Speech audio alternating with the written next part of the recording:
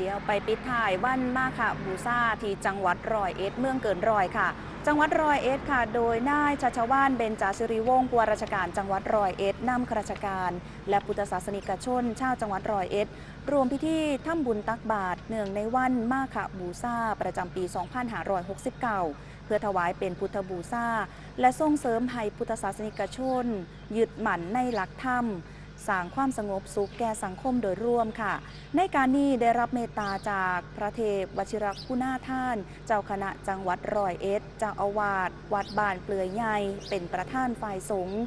วันมาฆบูชาตรงกับวันขึ้น15 ค่ำเดือน 3เป็นมือที่เกิดเหตุการณ์จาตุรงคสันนิบาตเมื่อพระอรหันต์ 1,250 รูปประซุ่มพร้อมกันโดยบ่ได้นัดหมายอยู่ที่วัดเวรุวันกรุงราชคฤห์และพระสัมมาสัมพุทธเจ้าทรงแสดงโอวาทปาติโมกข์อันเป็นหลักสำคัญของพระพุทธศาสนาได้แก่บ่เฮ็ดซัวเฮ็ดความดีและก็เฮ็ดจิตใจให้บริสุทธิ์ค่ะ